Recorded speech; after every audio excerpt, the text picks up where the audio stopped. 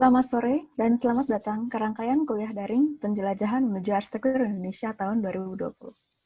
Kami ucapkan terima kasih atas kehadiran Bapak, Ibu, Saudara-saudari. Kami bangga dan bahagia menerima kehadiran Anda sekalian. Acara ini adalah bagian kedua dari rangkaian kuliah daring yang diselenggarakan oleh Lembaga Sejarah Arsitektur Indonesia dan Universitas Katolik Parahyangan. Acara ini juga akan direkam dan juga live streaming melalui channel YouTube Penjelajahan Menuju Arsitektur Indonesia. Rangkaian acara pada sore hari ini akan diawali dengan sambutan oleh Bapak Dr. Alwin Suyono selaku Ketua Pusat Studi Arsitektur Universitas Katolik Parahyangan, diikuti dengan resume singkat acara sebelumnya oleh Bapak Sutrisno Murtioso selaku Ketua Lembaga Sejarah Arsitektur Indonesia. Kemudian dilanjutkan dengan sajian dari pembicara utama, yaitu Bapak Lai Chee Kien dengan judul Seeing and Using Southeast Asian Theories and Experiment. Sesudahnya ditanggapi oleh Ibu Altrosius Asri, dan terakhir tanya jawab yang akan dipandu oleh Bapak Yosef Priyotomo. Pertanyaan dapat disampaikan menggunakan fasilitas chat Zoom, dan bagi yang mengikuti melalui YouTube Live dapat menggunakan fasilitas live chat di YouTube. Pertanyaan mohon dilengkapi dengan nama. Kuliah pada sore hari ini akan diberikan dalam bahasa Inggris. Namun, pertanyaan dapat disampaikan dalam bahasa Indonesia. Bagi peserta yang membutuhkan sertifikat, dapat mengisi Google Form yang tertera pada Zoom chat ini. Terima kasih. Demikian, langsung saja kami undang Bapak Dr. Alwin Suryono selaku Ketua Pusat Studi Arsitektur Universitas Katolik Parahyangan. Dipersilakan. Terima kasih. Salam sejahtera bagi kita semua. Selamat sore. Yang saya hormati Profesor Lai Chee Kien, PhD, pembicara kuliah kali kedua ini. Yang saya hormati Profesor Yosef Priyotomo, pemandu acara kuliah ini. Yang saya hormati Dr. Altrosius Asri dari Universitas Kristen Petra sebagai penanggap acara ini. Yang saya hormati teman-teman panitia dari Lembaga Sejarah Arsitektur Indonesia. Yang saya hormati teman-teman dan adik-adik panitia dari Arsitektur UNPAR. Yang saya hormati hadirin Bapak Ibu dari berbagai penjuru tanah air. Profesor Lai Chee Kien, PhD adalah dari National Cheng Kung University, Taiwan. Di antaranya juga beliau Vice President pada Society of Architectural and Urban Historians of Asia. Sedangkan Bapak Prof. Dr. Yosef Priyotomo, memandu seminar ini adalah dari jurusan Arsitektur UNPAR, biasa disebut Mbah Arsitektur Nusantara. Kami ucapkan selamat berseminar, berkuliah, semoga dapat bermanfaat bagi kita semua, bagi dunia pendidikan arsitektur kita, dan juga bagi bangsa Indonesia. Terima kasih. Salam. Terima kasih, Pak. Berikutnya kami undang Bapak Sutrisno Murtioso selaku Ketua Lembaga Sejarah Arsitektur Indonesia. Selamat siang. Saya sebenarnya hanya ingin memberikan rangkuman dari kuliah yang lalu dan memberikan gambaran mengenai rangkaian acara kuliah daring ini. Rangkuman yang dari kuliah yang lalu itu sudah saya terima dari Pak Gunawan, hanya saja Pak Gunawan Cahyono terlalu rendah hati sehingga menugaskan saya untuk membacakan ini. Berikut adalah catatan beliau atas kuliah Profesor Robert Cowherd dan Dr. Indah Widiastuti. Cowherd bermisi mengurangi beban antroposin yang dalam kaitan ini penjelajahan arsitektur Indonesia menjadi bagian dari misi tersebut. Seluruh dunia, tidak terkecuali Indonesia, pikiran kaum elitnya kini terjajah oleh kerangka pikir kapitalis global yang mendewakan penanaman modal dengan lingkung bangun yang di dalamnya karya arsitektur berada. Itu yang membayar biayanya. Itu isu lebih besar yang melanda umat manusia perkotaan. Mencari jati diri melalui ungkapan arsitektur perlu melepaskan diri dari penjajahan tersebut. Jawabannya adalah menggali ulang nilai luhur yang mengutamakan kerjasama yang selama ini mengakar dalam budaya membangun di Indonesia, seperti nyata kelihatan pada subak, sambatan, dan sumia. Lepasan penjajahan pikiran ini yang berupa tata olah panjang yang baru dimulai memungkinkan manusia, dalam hal ini manusia Indonesia, bebas, kreatif, dan reflektif mengelola sumber dayanya melalui instrumen arsitektur dan desain. Mungkin dengan demikian, sebagaimana dicontohkan oleh beberapa tokoh dan arsitek yang mengelola bambu melalui bekerja sama dengan masyarakat, membangun demi memenuhi kebutuhan berhuni, bukan untuk dijadikan objek komoditas. Beban antroposin tidak seharusnya dibayar dengan modal yang selama ini menjajah pikiran kita. Melepaskan penjajahan mental ini, jika ingin menganggapnya cara berpikir alternatif, dapat mendorong kita menciptakan sistem yang dapat mengurangi dampak lingkungan, berhidup selaras dengan alam dan sesama, melahirkan arsitektur, atau sebaliknya. Indah Widiastuti melihat lebih rinci terhadap karya tulis Cowherd yang gagasannya telah diedarkan dalam berbagai sesi. Namun, kini bahan bambu menjadi isu yang dapat lebih jauh dijelajahi lebih lanjut dengan beberapa arsitek yang telah menghasilkan karya berciri. Beliau sangat sungguh-sungguh menggali konsep-konsep berlatar antroposin dan dekolonisasi. Tanggapannya mensubstansikan paparan Cowherd yang disajikan secara lebih bersifat garis besar, meski mendalam, menyentuh alam pikir dan kewarasan manusia. Dengan keterikatan lokasi, maka budaya pengendalian sumber daya dan membangun turut menghasilkan ciri. Itu adalah rangkuman dari pemandu kuliah yang lalu, Profesor Gunawan Cahyono, dan saya rasa saya perlu juga memberikan gambaran bahwa kalau di kuliah yang lalu itu kita sudah diberikan kanvas oleh Profesor Cowherd dengan sangat luas, menyeluruh, mengenai bahkan meliputi muka bumi ini, maka ada kesempatan yang sekarang akan mendengarkan paparan dari Profesor Lai Chee Kien yang lebih memusatkan perhatian pada kawasan tertentu, yaitu Asia Tenggara. Pada pertemuan yang berikutnya, kita akan diajak untuk lebih ke pusatnya lagi. Ya, saya rasa kita tidak sombong kalau kita mengatakan bahwa Indonesia adalah pusat Asia Tenggara. Dengan gambaran yang akan dipaparkan oleh Profesor Koji Sato mengenai arsitektur kayu di Indonesia. Saya rasa semua rangkaian ini nanti akan memberikan gambaran yang menyeluruh kepada kita untuk kita olah kembali dan kita wujudkan dalam karya-karya arsitektur yang lebih mencirikan, lebih memperlihatkan jati diri Indonesia.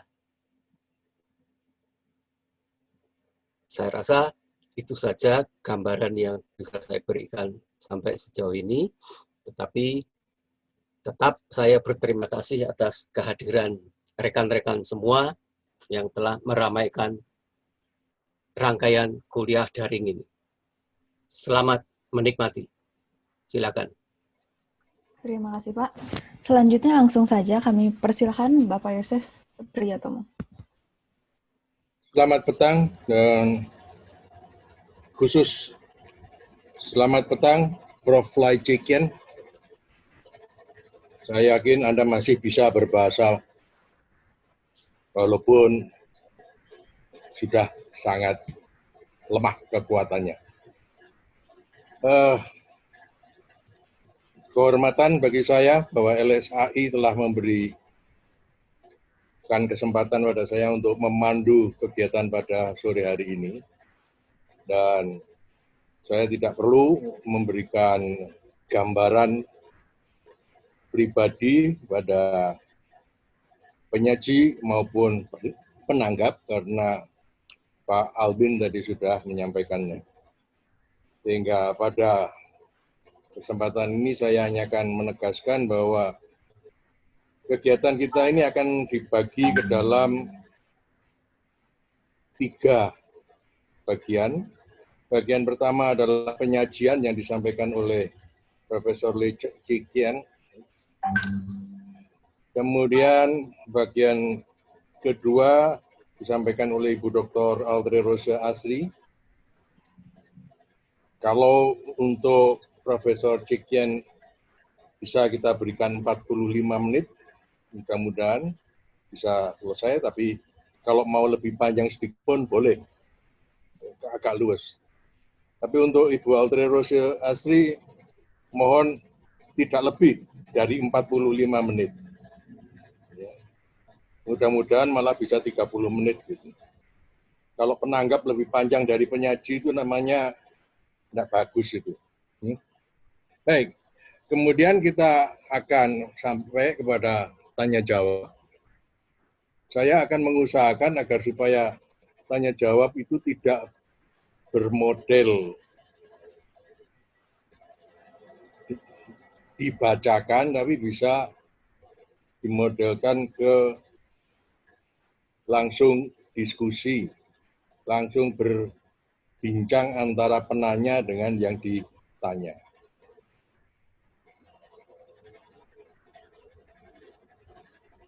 Dengan berakhirnya tanya jawab, maka berakhir pula acara kegiatan kita yang pada pokoknya adalah sebuah kuliah tamu, jadi bukan sebuah seminar, juga bukan sebuah konferensi. Baik, saya tidak mau memperpanjang waktu lagi. Saya persilakan Profesor Lai Chee Kien untuk menyampaikan materinya. Semoga nikmat menyampaikan materinya. Saya persilakan, Prof. Terima kasih Pak Joseph and also Pak Sutrisno for and also to LSAI for the kind invitation. Can you hear me all right? Ya, bisa jelas sekali. Okay. I will have to request Leonardo to help me with the presentation. Yes.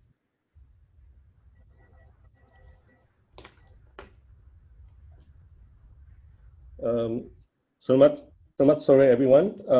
This talk is really about my personal journey trying to understand architecture and urbanism in Southeast Asia, which had taken quite a while since my undergraduate days as an architecture student in Singapore. Nowadays, I try as much as possible to share these theories, which I've understood, and to explain to students, largely as an experiment, which I would also like to share in the same way today. The discussion of architectural or urban history is supported by theory, and they might also be easier to remember if they are presented as concepts. By the term Southeast Asian theories, I mean those theories which we have come to embrace for specific aspects about space and society in the different spectrums, which persists because the basis of the theory or its origination was from Southeast Asia. So here you see the land and the sea maps on the screen.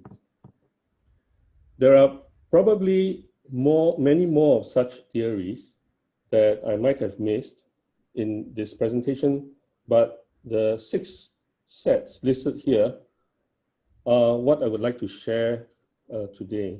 Next slide, please.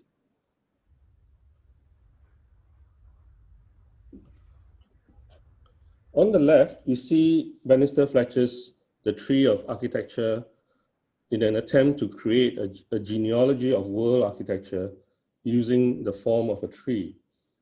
As a student, for me, the history of architecture in Singapore and the world had relied heavily on Bannister Fletcher's A History of Architecture. In other words, you need to, if you want to know the world, you have to read this.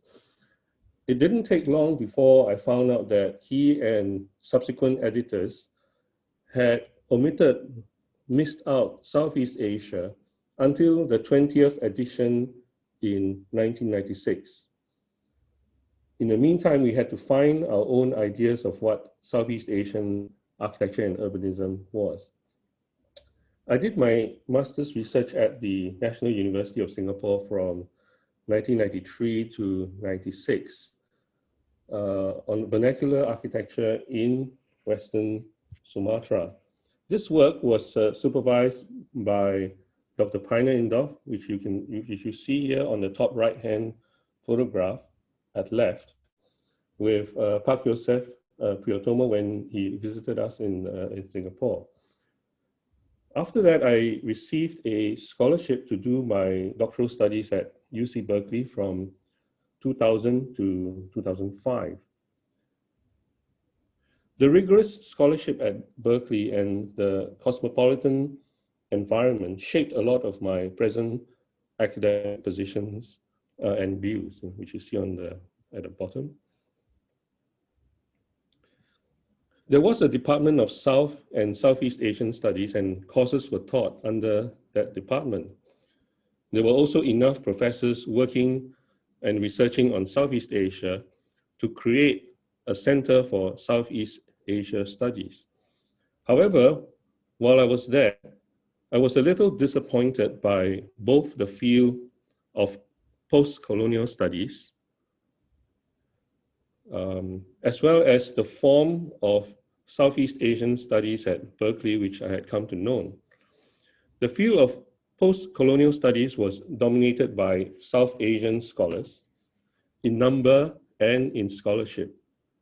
So while this meant that the subaltern could have a voice to speak back to the former colonizers, it also created another scale for other subalterns, placing South Asian scholarship at the forefront and leaving others trailing behind them.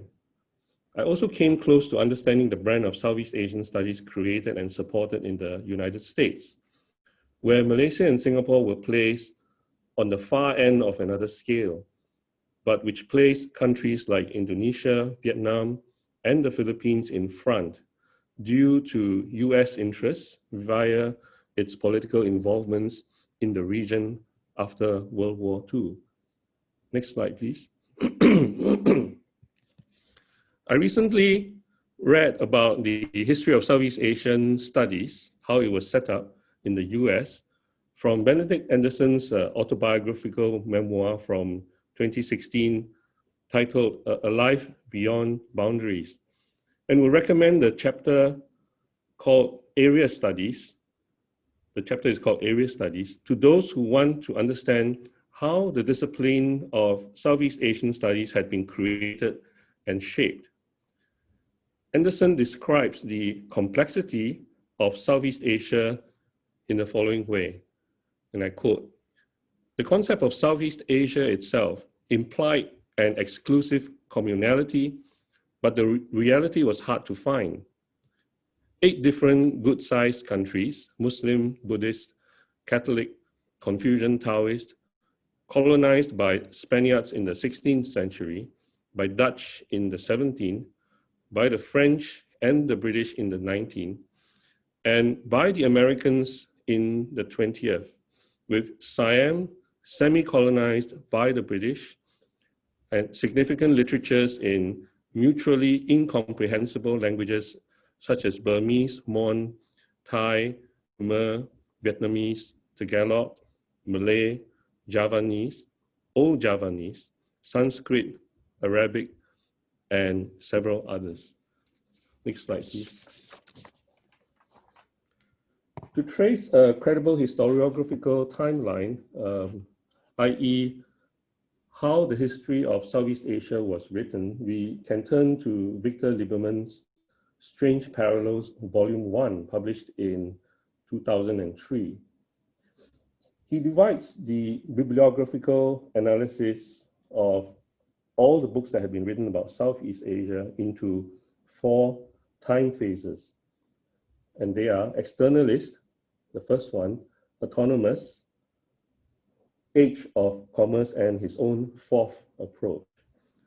The first one, the externalist phase, described how Southeast Asia was perceived as an inert and static area, and this was mainly in the colonial era, activated only when foreign forces such as China, India, and Western colonizers intervened. Naturally, the authors of those works came or saw the region from those outside standpoints. From the 1930s onwards until the late 1980s, there was a counter trend of trying to write in-depth histories from the perspectives of locals and from local vantage points. But this resulted in place and country histories that crowded out or obscured possible spatial connections across the region. Lieberman describes phase 3 as the age of commerce phase, and this was mainly in the court of Professor Anthony Reid. Lieberman argues that while his work created novel scholarship that connected ideas across the region, such as pre-colonial urbanism, comparative business models and values, the analysis was much more relevant to island Southeast Asia that depended on maritime trade, and that it was different from what was going on in mainland Southeast Asia. His 4th approach attempted to link mainland Southeast Asia with Eurasia down a different but correlated historical narrative for the specified time period. Next, please. Anderson's chapter on area studies in his memoir and Lieberman's timeline together provide a good basis or starting point for us to understand the study of Southeast Asia. Building on those platforms, I believe that we can understand and use Southeast Asia regarding from theories generated by scholars researching on Southeast Asia. The first out of 6 sets of ideas I would like to share is that of the galactic polity in Southeast Asian society. Excuse me. It is a socio-political form having a center or core around which simple and complex satellites are arranged around. The society gravitates towards the center, somewhat like a galaxy and its satellites. This representation allows for merging cosmological, topographical, and political economic features in that society. A powerful man activates the center, and centripetal power is radiated outwards, while adherents and citizens abide centrifugally towards this center. An analogy of the forces at work are the ripples created by raindrops. A strong ruler creates a large ripple effect, but his power disappears when the ripples weaken. If another raindrop hits the same spot as the previous center, political power is inherited and continued, and the ripples continue to emanate. If this does not happen, the ripple and the corresponding power might disappear altogether. This is how we can understand pre-colonial power and space in the region as many galactic polities. It is also the basis of James C. Scott's Zomia, mentioned by Professor Cowherd last week. Subsequently, the shapes of the countries we see today were formed out of combining these polities, which Thongchai Winichaku calls the jaw body of a country. Next slide, please. The galactic polity can be used to discuss what we have called the big man, small man theory, or Devaraja God King concept. We are able to see how the concept is correspondingly realized in the space of building structures, landscapes, or in urban forms. The big man is wrapped with layers of affiliations and relationships, and power emanates from the center to structure the bureaucracies that support it. Next, please. So this is the pre-colonial era, and then the next era is the colonial era. Next, please. The era of galactic polities ended abruptly with Western colonization that roughly began in the 16th century. This map shows the various country boundaries defined by colonization in Southeast Asia by Western countries. At top right, as an inset, we also see a regional map during the period of Japanese occupation, or some say Japanese colonization of Southeast Asia. After World War II, the country boundaries largely followed those inscribed by Western colonial areas, apart from the three countries that once formed Indochina, as well as Brunei, creating its own state. Next, please. To understand, next, please. To understand how spaces of the galactic polities have transformed during the long period of colonization, we need to refer to Terry McGee's 1967 work, The Southeast Asian City.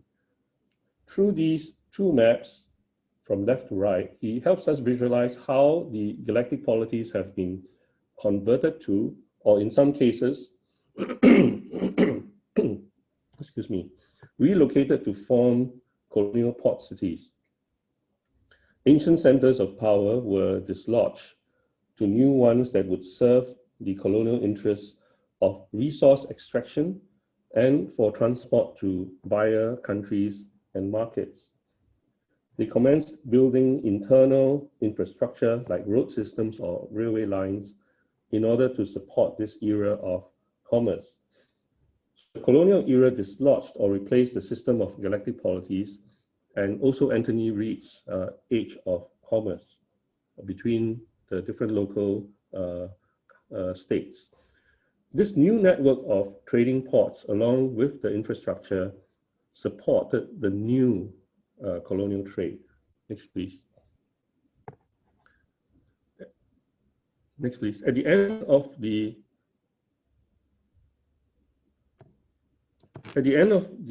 the level of the colonial society, we can study the divide and rule tactics by referring to J.S. Furnival's work, and in particular, the concept of the plural society. Furnival worked as a colonial official in Burma, but wrote critically about the colonial state, just like Max Havelaar had done with Multatali.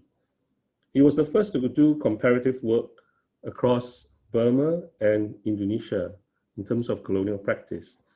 To Furnival, colonial rule liberated the economic forces, but this was at the expense of disintegrating the native society and replacing it with a plural society where ethnic groups mixed but did not combine. A marketplace was created where individuals of different ethnic groups met and where labor for the market was divided along racial lines. Natives, Chinese, Indians, and Europeans, etc., all have different functions, and within each major group, subsections have particular occupations. Different sections of that community lived side by side, but separately within the same colonial political unit. Each group maintained its own religion, its own culture and language, and its own ideas and ways. This created a spatial order where foreign rule became the only political form possible. Next, please. In terms of colonial spatial strategies, we can learn from Gwendoline Wright's studies of space in the French colonies, using the two concepts of assimilation and association. These concepts were first articulated in discourses of French colonial theory in relation to how the French could absorb the colonies and their people, administratively and culturally. Architecture and urban forms, similar to those in the lands of the colonizers, may be produced to assimilate them and help make them subjects of empire. Closer to the end of the 19th century, this idea of assimilation had changed and gave way to the idea of association. That is to say, to associate with the natives using architecture known or familiar to the natives. This form of governance, usually through indirect rule, was administratively less expensive to maintain for the colonizers. Certain governance tasks were discharged to the local elites, although the overall control and rule was still in the hands of the colonizers. Next, please. We see here two direct examples of assimilation. The bridge, in the top half of the slide, the bridge in Vincent van Gogh's painting had been constructed in Jakarta on the right. In the bottom half, the St. Martin's in the Fields Church in London had become the church typology transported elsewhere by the British colonizers, for example, to the US, but also to places in Singapore like the Armenian Church, right, which is kind of a composite. Next, please. The process of assimilation was also adopted for the design of an urban form. As you all know well, the Dutch forced the creation of canals in Batavia as if they wanted to recreate Amsterdam with its own famous canals. The French inscribed Haussmann-era boulevards in Phnom Penh and other cities in Indochina. Later on, such assimilation policies were softened and subsequently, such policies changed to policies of strategies of association by the colonizers. Next, please. We can also see this change from assimilation to association through the different peripheral buildings around the Padang in Singapore and Kuala Lumpur. In the early 1800s, those built around the Singapore Padang look like they have been imported from London or India during the assimilation phase.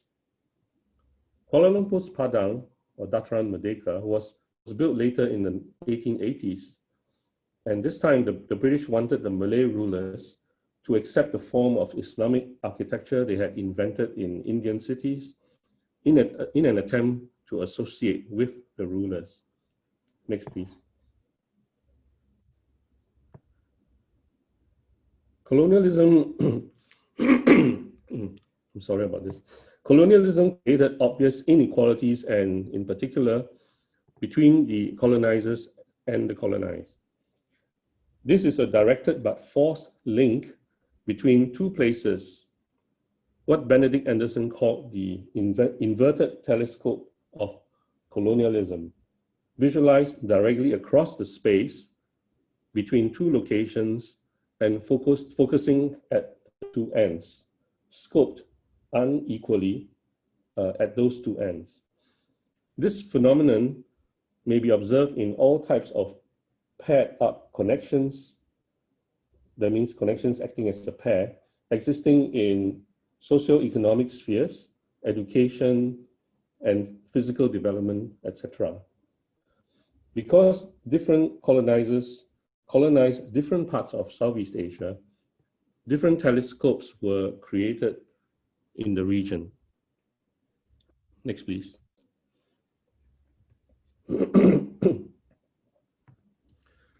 Most significantly, this inverted telescope affected the psychology for both sets of peoples, an aspect first brought to light by Frantz Fanon.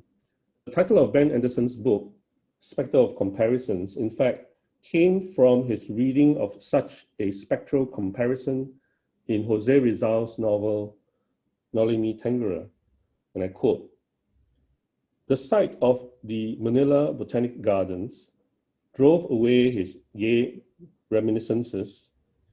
The devil of comparisons placed him before the botanical gardens of Europe, in the countries where much effort and much goal are needed to make a leaf bloom or a bud open, and even more to those of the colonies, rich and well-tended and all open to the public." Ibarra removed his gaze, looked right, and there saw old Manila, still surrounded by its walls and moats, like an anemic young woman in a dress from her grandmother's best times, close quote. So from this, right, in the novel, the protagonist of the story, Ibarra, had returned from Madrid to Manila, right, Madrid to Manila. Standing in front of the Manila Botanic Gardens, this forlorn realization came to him. The subject of this comparison is a landscape space of the botanical gardens. This is important for us because the spectre occurs through a similar spatial type via simultaneous comparison. Next, please. This type of spectre appears in other novels and in other forms, such as Pramudia Anantatua's This Earth of Mankind, Bumi Manusia. And I quote again, and that beloved of the gods, Queen Wilhelmina, was the same age as me, Minke, 18. We were both born in the same year, 1880. The day and the month were also the same, 1st August. When my island, Java, was blanketed in the darkness of night, her land was lit with sunshine. When her country, the Netherlands, was embraced by the blackness of night, my island shone brightly under the equatorial sun. Date, month, and year had given the astrologer the opportunity to raise her to become a queen and to cast me down to become her subject.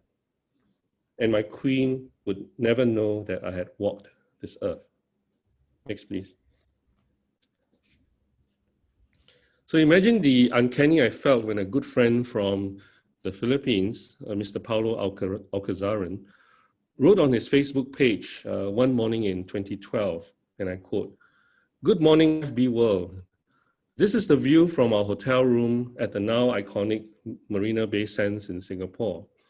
Laid out before us is the new spangled Gardens by the Bay Park. This opened just yesterday with much fanfare and front page coverage. The 100-hectare Singapore $1 billion park is one of the best in terms of urban quality of life worldwide, and it is also no wonder that the city draws 7 times more tourists than that of the whole of the Philippines. The Singaporeans spend as much on green infrastructure and parks as they do on highways and skyscrapers. When will we learn from this?" Close quote. So to me, another related spectre had suddenly emerged. Next, please. My friend Paulo's comment. Next, please. My friend Paulo's comment is what I would propose as a secondary spectre of comparison, due in part because of prior colonialism experience in both countries of the Philippines and Singapore. So in other words, this spectre is also related to the previous spectre. Interestingly, another landscape space of the garden is entangled in the spectre, but this time in Singapore. The earlier colonial spectre of comparison had been created with Ibarra comparing the Madrid botanical gardens with the one he saw in Manila in Ben Anderson's analysis. In this second comparison, it was a spectre piled on top of the earlier colonial one. This was because colonization had left the different countries in Southeast Asia with different states of developmental potential after the colonial phase and World War II. The telescopic comparison is now moved to a former colonial country in the region, creating a secondary spectre. So next, please. So that's in between, right, from colonial to what we now call the phase of the nation state. Right? The countries in the region progressively became independent after World War II and joined the United Nations. The UN set standards for all member countries and defined what constituted a nation state or country. In particular, the creation of a scale for developed versus developing countries set forth processes of modernization and industrialization in the so-called undeveloped countries to meet those criteria. Next, please. So far, we have discussed the earlier spatial changes when galactic polities were converted into colonial port cities after the different periods of colonization. After World War II, the nation-state model took on a new physical form. While political borders were flexible during the era of galactic polities and somewhat pliant during the colonial era, distinctive borders were now mandatory for new nation states. That is to say, every established country needed to have defined borders. The enclosed area within the borders also required a capital city from which the state operated from. Outside of these borders are other neighboring countries that together form the region, and beyond those regions, the world at large. So a concentric spatial differentiation was set up, right, into national, regional, and international spheres. Next, please. We need to understand the definition of the political state differently from how we understand the concept of nation and the concept of country. A country is defined as a geographical region or entity, whereas the nation is a body of people who share real or imagined histories, cultures, languages, or ethnic affinities, and who inhabit or are associated with a country. The state is an organized political entity or apparatus for governance of those citizens in that nation, and on behalf of them as representatives. The diagrams below show the proximity of the state to its citizens in relation to the size of the country. So in a country like Singapore, the citizens come face to face with the state in their everyday life, while in a larger country, you can see the citizens are more distanced from the state, and typically with layers of additional representation or middle layers of administration or bureaucracy between the top tier of the state elite and the citizens in that nation. Next, please. In Benedict Anderson's 1983 work, Imagined Communities, he noted that the nation is largely imagined because members of even the smallest nation will never know most of their fellow members, but can still picture them as an image of a community conceived in deep horizontal comradeship. The nation is imagined as limited because even the largest of them will have finite boundaries beyond which lie other nations, and with sovereignty inherited from the age of enlightenment and revolution that had destroyed the legitimacy of the divinely ordained hierarchical dynastic realms. Next, please. Nonetheless, these features of the nation give rise to engender strong feelings of attachment and affect, So much so that committed people who resonate with that concept even become willing to die on behalf of their adopted nation. It also took several different forms, from ethno-nationalism, where race and ethnicity became the primary aspiration for inclusion or exclusion, or official nationalism, in which the state dictates the definitions of the nation and how one can align and express oneself in relation to it. Of course, these are just two forms, right? Next, please. In terms of spatial concepts that correlate with these periods of post-independence nationalism, we can reuse the concepts of assimilation and association we had first encountered during the colonial era to frame these phenomena.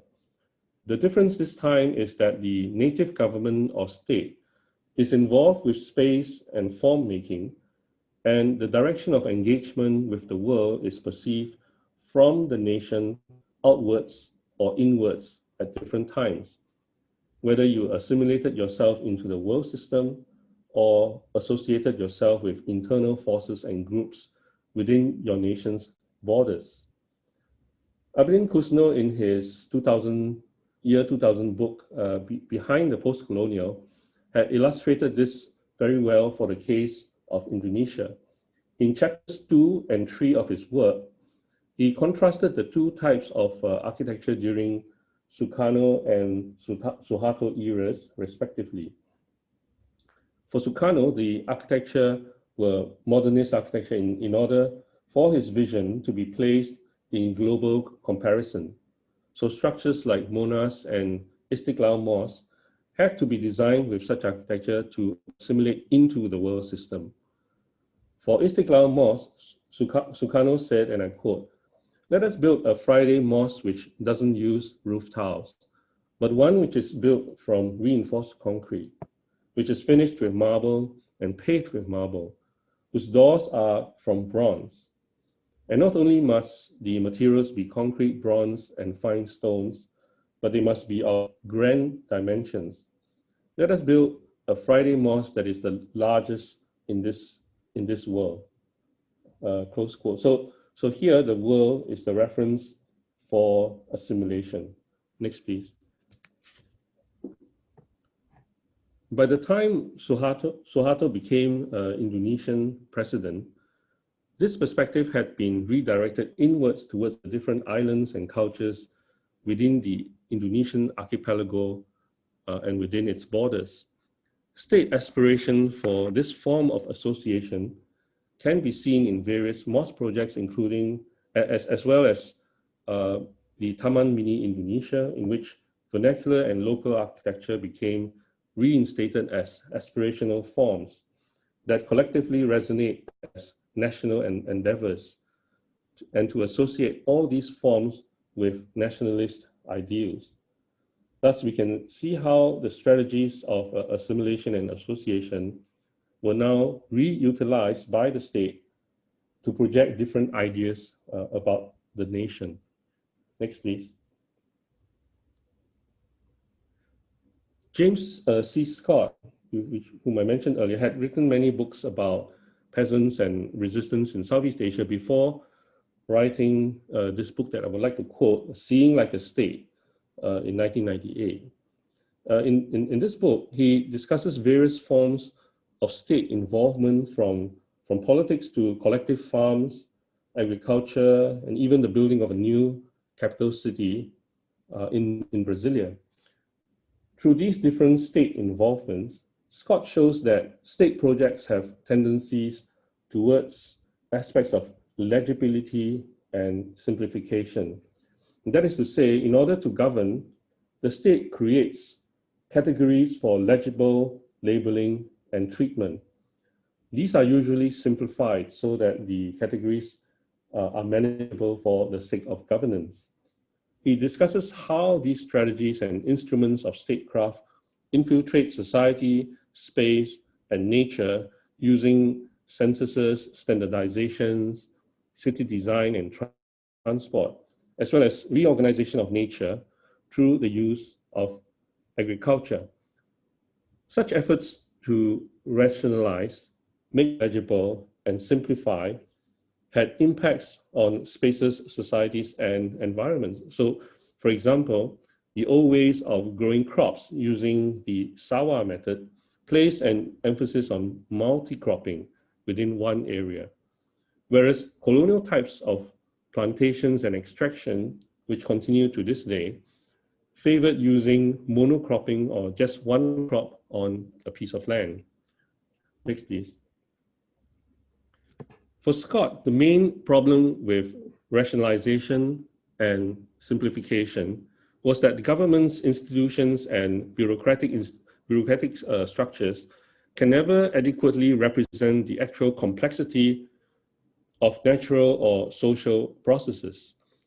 The categories employed are too coarse, too static, and too stylized to do justice to the world that they purport to describe. He therefore argues for other forms of knowledges, like practical knowledge, informal processes, and improvisations that form a different domain of local knowledge base to help keep the needed complexity and assist in undoing the damage that had come from state intervention. He calls this knowledge metis, which is the word derived from classical Greek and which denotes the knowledge that can only come from practical experience. Next, please.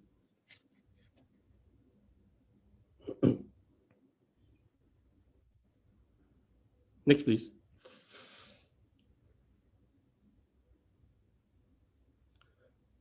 Scott cites the example of a mango tree situation he encountered while doing field work in Malaysia. He recounts, quote, "Growing in the compound of the house in which I lived was a locally famous mango tree. Relatives and acquaintances would visit when the fruit was ripe, in the hope of being given a few fruits and, more importantly, the chance to save and plant the seeds next to their house.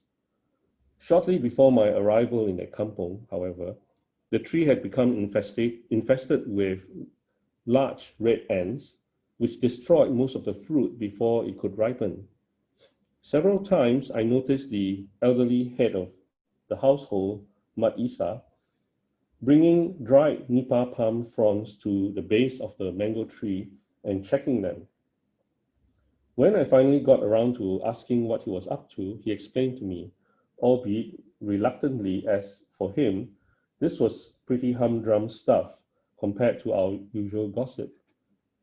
He knew that small black ants, which had a number of colonies at the rear of the compound, were the enemies of the large red ants. He also knew that the thin, lance-like leaves of the nipa palm curled into long, tight tubes when they fell from the tree and dried. Such tubes would also, he knew, be ideal places for the queens of the black ant colonies to lay their eggs. Over several weeks, he placed dried nipa fronds in strategic places until he had masses of black ant eggs beginning to hatch. He then placed the egg-infested fronds against the mango tree and observed the ensuing week-long Armageddon, the war between the red and black ants. Although smaller in size by half or more, the black ants finally had the weight of numbers to prevail against the red ants and gain possession of the ground at the base of the mango tree. As the black ants were not interested in the mango leaves or trees or fruits, while the fruits were still on the tree, the crop was saved." Close quote. So what Mat Isa did could only have been possible because of the connection of a series or network of local knowledges observed through time and linking such knowledges of the variables we see in the account. Such elegant and effective solutions did not require the use of insecticide or other more drastic means to resolve the situation, and certainly not by the state or its bureaucracies. Next, please. I would like to end my presentation with a return to discussing Benedict Anderson's 2016 memoir titled A Life Beyond Boundaries, and to suggest a return to Matisse from Scott's rallying call at two levels. So firstly, we should use and share theories that have resulted from examining and studying Southeast Asia across the different countries. Secondly, we can also begin to look in our own backyard, but go beyond the boundaries into other countries, like what Anderson had done. So if you see the cover here, the cover of the book, in fact, illustrates the saying about the katak di bawah tempurung, coming out of the shell. But as you might know, he had been researching Indonesia from the 1950s onwards, but was not able to do so during the period of 1972 to 1988, when Suharto banned him from entering Indonesia. So from 1974 to 1986, he learned Thai and studied Thailand instead. From 1988 until when he passed away, he again shifted focus to the Philippines, right? So this was why he was reading Jose Rizal. The magnitude and complexity of his discoveries and corresponding theories generated would not have been possible if he did not look outside of these boundaries and to do comparative work across Southeast Asia. In discussing this list of theories today, I hope I have shown that Southeast Asia is a rich field for formulating theories, as these theories cited were formed through studies of the region. I hope that we can now be confident about them in relation to what we do and to share them with others as well. Thank you very much.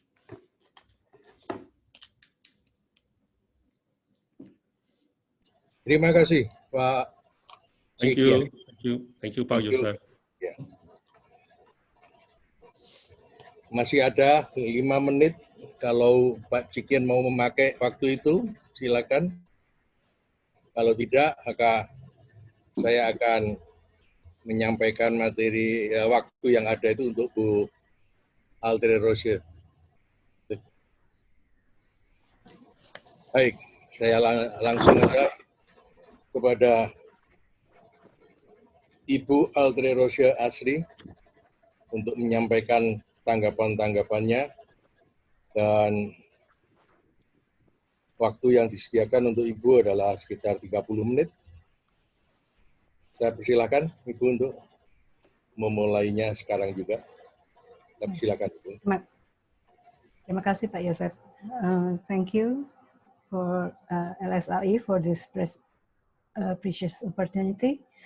And thank you, Mr. Chee Kien, for your mind-opening lecture and allow me to share my thoughts about it, because I personally provoked by your lecture.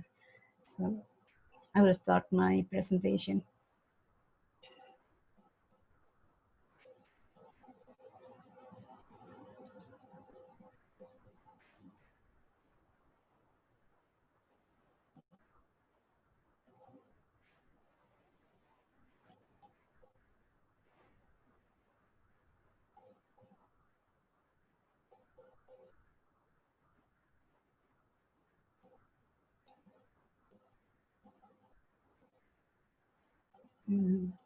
If you see my presentation.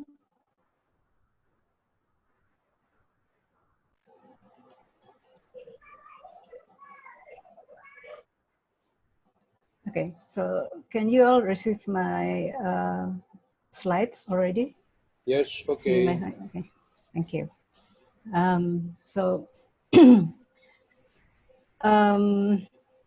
I choose this title for my presentation because I was very disturbed by the thought of Professor Chee Kien's lecture, and I call it like I find divergent waves. I find the power of the divergent waves that disturb many boundaries. So I call the point of the points that Mr. Chekai presented in his lecture as the waves, because it's for me it kind of an interlacing waves that affect each other. So the waves is galactic polities or geobodies, and the colonial port series plus rural societies. This is my interpretation of the subjects. And assimilation or association, inverted telescopes or specters of comparison, imagined communities, plus seeing like states, then return to metis. So I would like to start the discussion by seeing these trees. This is Celtic trees of tree of life. Just like Chekai started with Bannister Fletcher's trees, because I would like to see, so what kind of tree that we have in Southeast Asia, or is it a tree that we have in Southeast Asia architecture? So we all in South Asia is very familiar with this banyan tree. So banyan tree is not like other trees because it has its energy from the roots, from the hanging roots also. So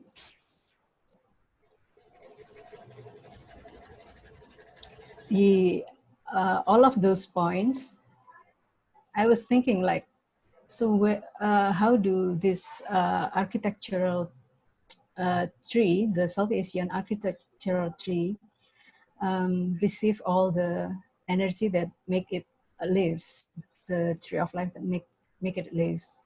So I was thinking, and I tried to rearrange or try to understand it by rearranging the points about the assimilation, the association, the imagined community, specters of comparison, inverted telescope, seeing like states, colonial port cities, and rural city and galactic polities, geobodies. And I was thinking like the returning to metis is like the central point of Professor Chekaya's lecture. So it is like the purpose, what is the metis of the Southeast Asia country or the culture. So this is what my diagram about the lecture. So I found that Chekaya's this is my restructuring. So there was 3 models about the cities or the world or the political realm of Southeast Asia. So there's a galactic polities and nation states that is powered by geobodies, and port cities that is affected by the specters of the colonial cities. So, or the second specters that came from each other or other specters. And there is an act of creation, or I shall call it the act of creativity there was assimilation, factors of comparison, inverted telescopes, and association. So these 4 points are how the buildings in or the architectures in Southeast Asia was created. Is it by assimilation by the others to our region? The specters of comparison, it can be done by the others or the South Asian people. And inverted telescope and association. So, and who are the people? The people in Southeast Asia are the plural societies that can have some imagination about their communities. So I know that in the theory, the imagined communities help to shape the geobodies of, to strengthen the geobodies of the nation states. But I would just place it here because the imagined communities is thought or imagined by the societies in Southeast Asia, which is very plural. And at the root of it is the mythos, the wisdom of how the Southeast Asia people build their realm, no matter how what power that affect them or what events that affect them since before the colonialism and in the modern times when after the colonialism. So this is the structure, and then allow me to explain every category that I make. So the models, this is the models that I saw, like I read from and I learned from Chekai's lecture. So there are the galactic politis model, where there are cores and periphery or the satellites, and then port cities, which are the specters of some other source. There is once was the European, and then become the sources from after the colonialism. The source came from other country. It can came from the other South Asian country. So, and the other is the nation, the model of the nation states, where there is a geobodies that have territory. So this is these are the models, and sometimes when the models of the galactic polities, I see that even now the model of the galactic polities is still operating, even if we have the nation states. It is exists in some other manifestation. So,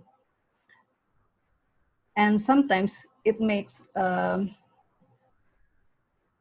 such a contestation of culture, just like we probably very familiar with a contestation about wayang by Indonesian and Malaysian, or about the batik, or about rendang, or about something else.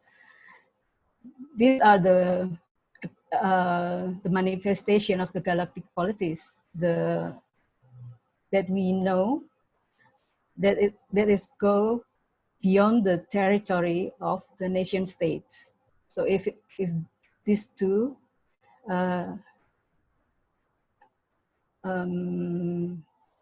these two in the same appear together, it makes some contestation happen.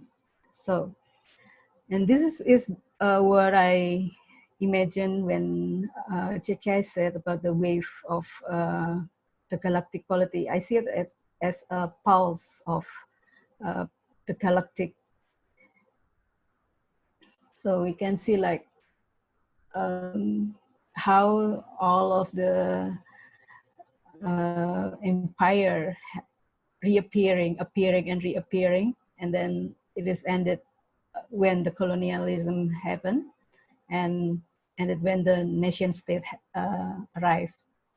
So all of those galactic polities still have some trace in the nation state that we have is here in 2020 now. So if we can see the trace of, we can see the trace of the galactic polities in the form of the architecture or the food or the culture or the fashion of this traditional Southeast Asia costumes. So, and probably in some cultures, like the family cultures or something else. So that's why I say that the galactic polities is still something that we should think of when we try to search for the matters. So the second is the act of creativity, where in Chekai's presentation, Chekai's lecture, he stated about assimilations, vectors of comparison, and inverted telescope and association. I see it as the act of the creativity and how the Southeast Asian shaped the world, their world, and their architecture. So there's another terms, maybe some more detailed terms like the acclimatization and the direct transplantation from the colonials, or specters comparison by copying others. So the others from their source applied the architecture to the place where the colonialism happened, the area of colonialism, our Southeast Asia. So, and then there is an inverted telescope done by the country itself, the nations in Southeast Asia. And what the intention is, they want to paralleling themselves with others beyond their country. So this is a statement of identity. They want to say that this is me and I am just like you, equal with the other country in the world. And then there is an act of association. I would say that now, even if this act of association is brought by the colonial, I think now, even now, it can happen. Like it can be done by the Indonesian or the Southeast Asian architects. So there is an accommodation of and hybridization of the local genius and mix it with something from the outside of the geopolitics. So that is my second point, and my second understanding of JKI's lecture. And next is the people. The people of South Asia is not something, an object, an exotic object of tourism, or we are a being, and we become, and we are changing. So the people is being and becoming. Both have the old identity and try to make a new identity. It is something that is inevitable. So the plural societies of Southeast Asian is just by looking at the ethnicity that are in the Southeast Asian region, it is very overwhelming, because in such a small land territory, like area, we have more than 300. It's 300 in 300 ethnicity in Indonesia only. So I cannot imagine if we added more, all of the Southeast Asian ethnicity. So it can be maybe 500 or more. And the imagined communities. This is my thought. So what if the imagined communities is not the nation state? Because that will affect the the 1,000 layers of specters. So we can have a lot of specters where we can see the source of our copying or our identity, like empathy with another identity. Like, so we can see, like in South Asia, there are some communities like Peranaan or the Hadramis or the Youth. So it can be modern communities, just like maybe if there is a game like the virtual games. So the communities is not the nation state, but the communities is the environment of the game, or the similar ethnicity that goes beyond the territory. Just like we can find Dayak in Brunei, we can find Dayak people in Indonesia, we can find Malay ethnicity in Indonesia, and we can find Malay ethnicity in other countries in Southeast Asia.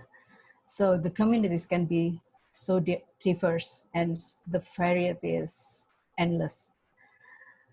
And the other thing is not just about communities, it can be the culture, like because of the climate of the Southeast Asia, the tropical climate that almost all of us have.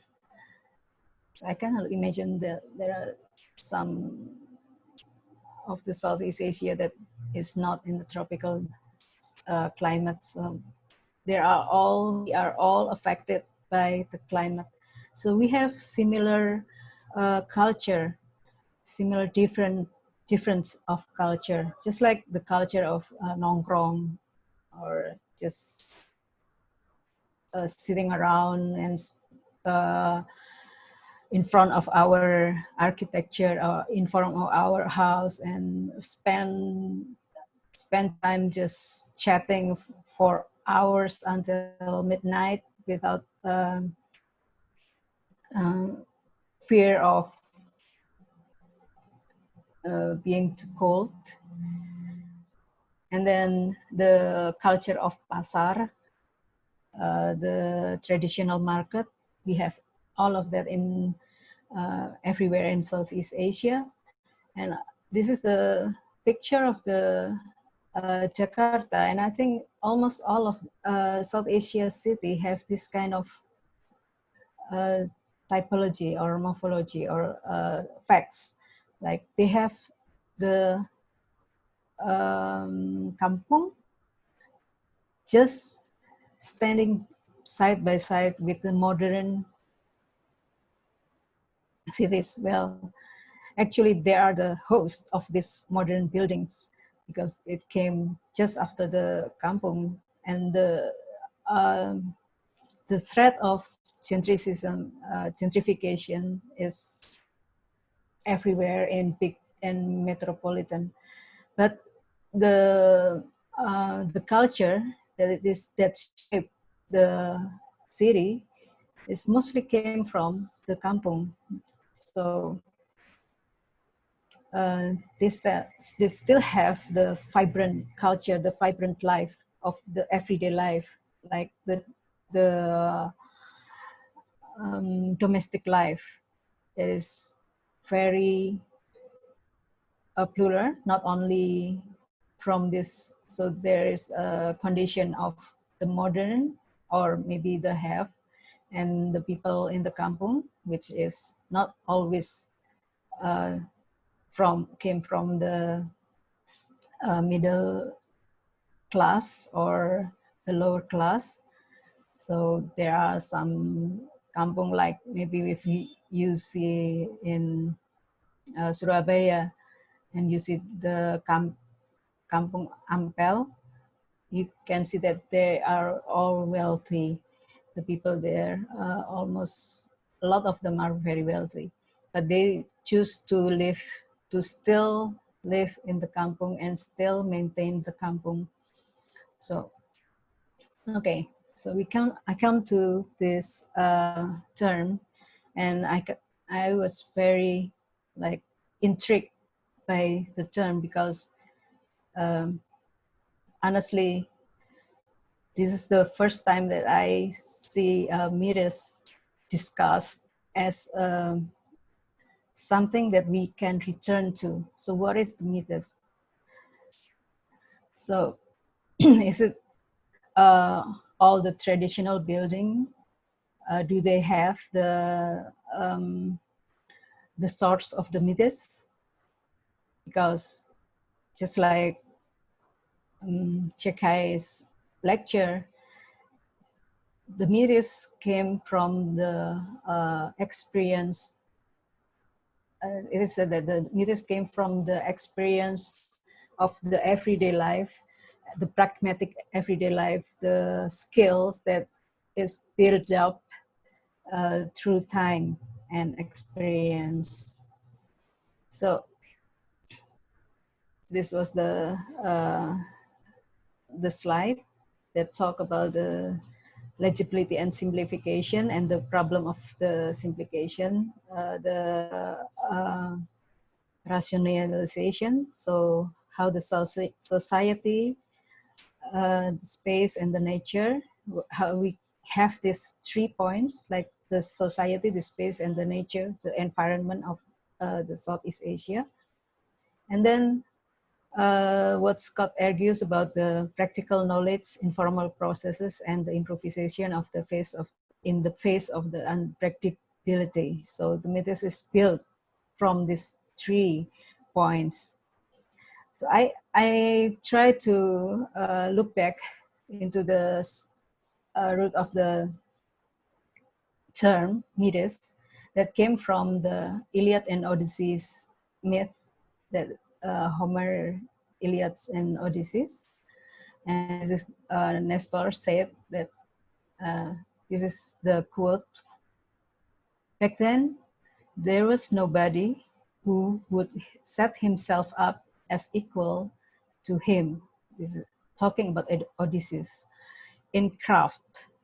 And this is where the word mythos came from. Nobody would be willing to do so, since radiant Odysseus was so much better.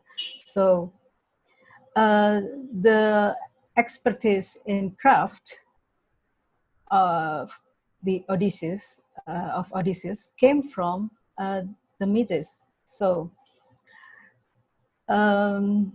it's not that the craft is the mythos, but the ability, the excellence of in craft that Odysseus have, that is what they call the mythos. And this is from the Iliad. Nestor said about Odysseus. So, "Come, my philos, put in your tumos every sort of skill," mythos again, "so that prizes may not elude you, it is with mirrors rather than force, or the word is be. So mirrors, antithesis is be, that a woodcutter is better. It is with mirrors that a helmsman over the wine-dark sea steers his swift ship buffeted by winds. It is with mirrors that charioteer is better than charioteer. If a man go wide in rounding this way and that, whereas a man of craft, the cardos, may have worse horses, but he will keep them well in hand when he sees the turning post or terma. He knows the precise moment at which to pull the rein and keeps his eye well on the man in front of him. So with the mirrors, someone that have like tools maybe that is not as advanced as other, the example is like the charioteer, that what makes a charioteer better than other charioteer, or a woodcutter better than other woodcutter. So it's not about the tools, but it's more about the mirrors. So whatever the tool, if you have the mirrors, you can be better. You can be better than other woodcutters or other engineers or the other person with the better tools. So because the person with mirrors, they have wisdoms of how to use their tools. So 2 menit lagi Bu yeah. Aldri. Ya. Okay, thank you. So the mirrors has also quoted in some of these books about the future of engineering. And this book is about the science of technology in Homeric epic.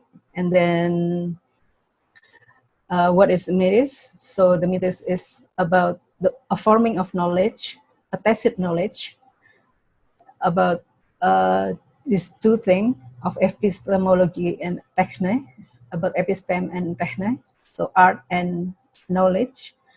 And it is a tool, it is formed by a being when they become, and in their becoming. So the mythos is formed with the time. So the intelligence, the thought, of the way of knowing. So they have flower, vigilance, pragmatism, opportunism. So I'm back to this slide. So what is the mirrors? So how can we search for the mirrors? So, concerning of remembering all of the points that the JK gave. So all of these events where the about the galactic polities and then colonialism and after colonialism, it is the event that makes situation uncertain, and then it builds the mirrors. So this is the source where we can find the mirrors. What is the plural societies, the imagined communities, and how are the act of their creativity. And we can look for their models. And so we can look for the mirrors of the Southeast Asia architecture. I am proposing by looking at the trace of the galactic polities, and then from all the events that affected the galactic polities, that changed the galactic polities, and we can find all the specters in the manifestation that they have in our culture, our living culture, or our architecture. So thank you. That is my discussion about JK's lecture. I this is the end of my slides. So saya kembalikan ke Pak Yosef. Terima kasih. Ya. Terima kasih Ibu Aldre Rosia. Dengan tanggapan ini sebetulnya sudah usailah 2 babak dan kita akan masuk ke babak ketiga. Akan tetapi saya merasa ada baiknya Profesor Chee Kien memberi tanggapan 5 menit, tanggapan balik. 5 minutes respond, Profesor Chee Kien, for Aldre Rosia's response. Please. Okay, first of all, thank you, Ibu Aldre Rosia, for the very good analysis. Just some of the points that I picked up. First of all, these are the kind of theoretical concepts that have been presented by the different scholars, right? So the names of the concepts given by the scholars, right? So and of course, you know, we see similar things as you pointed out, and it's open and it's up for interpretation, right? What those concepts are, right? My main message really is to say that these concepts exist for the study of Southeast Asia, and that maybe, you know, when we're talking about them, you know, these will be useful, right? To look at how we can think about them, right? So secondly, yes, it's true. Galactic polities, you know, and all of these polities don't cancel each other, right? As we know, right, there are so many kind of overlapping things and layers, right? So something that is from the galactic polity can actually manifest itself even today, right? And of course, one of the important things about why, right? Why, you know, and the other thing that I really want to say is that you know, for Southeast Asia, although it is complex and different across the different countries, languages, and so on and so forth, there are some factors that discourage us from looking at the larger picture so that we can have a better sort of a discussion. Is that of the idea of the nation state, right? That it creates these borders. And then of course it really shouldn't be that, because as we know, there are so many interesting complexities that sometimes, you know, are different from each other, sometimes are the same as each other, languages, you know, even the contestation for food and so on and so forth. So that actually is the second thing that I want to say, right? That we shouldn't be dissuaded from looking across, right? And sharing concepts and thinking through, right? What we can understand, you know, in terms of for architecture and for urban space, and then of course these terms, because they are not given by me, sometimes I think we need to think about them as something that's connected, right? As pairs. So for example, assimilation should be paired with association, right? So those are the two concepts that come together. And then of course the inverted telescopes and specter of comparison, I mean, they're somehow related and they're by the same author. So those are actually paired, and if I suppose we can take them apart and, you know, rejuggle it in relation to how we see it. So that's actually also quite an important thing. The point about climate is interesting. I mean, climate that connects Southeast Asia. Abedin Kusno has also made this point, right? That there are similar climates, and some of the architects have been trying to use green architecture to make, you know, connections across. And then for, you know, the village and city situation, so far today, you know, what I've been talking about are from the time of you know, the different states, like galactic polity states, right up to about, you know, the nation state era, right? So that's actually also a kind of a definition of a time frame. And of course, you know, there are more studies that relate to, you know, relationships between village and the city, satellite cities, you know, and so on and so forth, right? So for example, Terry McGee, right, had been writing about Desa Kota, you know, rapid urbanization. So those are things that actually we can bring forward, right, and further. And then finally, the term metis is also not mine, right? I'm using James Scott's term, right? That he sort of took this term, but the understanding of local knowledge, I mean, ever since Clifford Geertz has been talking about sort of, local knowledge like in 1983, I mean, those ideas are there, but what he does is to say, that these kinds of practical knowledge, right, actually are some of the things that we should look at, right, so that we can return it back, because the state, the state and the nation, and the way they practice, creates this, a situation where a lot of the knowledges are lost. So that's one way which we can sort of recover some ideas about what those things are. So to sum up, I think the main thought that I would like to share is that there are theories, right, that we can use, right. These are created by and researched by scholars, right, looking at Southeast Asia, and then of course, secondly, right, then if we ourselves can also do the same, right, I think a lot more engaged discussion can come out, from the discussion of theories, because the theory usually is the sort of a higher form, right, of discourse, right. Usually we have studies, we have models, and so on and so forth. But if we can say that these are sort of theories, and there are a lot of theories about Southeast Asia, I think it's about time, right, that we can also elevate the discourse, at the level of the theory, but also, how it can connect with all of the other sort of discourses. Yeah, thank you very much. Okay.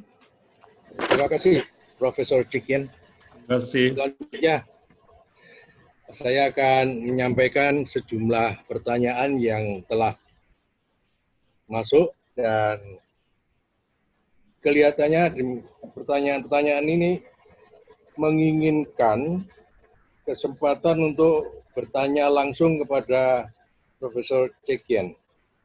Oleh karena itu, saya harapkan para penanya bisa langsung menanyakan kepada Pak Chee Kien, namun mohon waktunya diingat karena sekitar jam 5 kita sudah harus usai.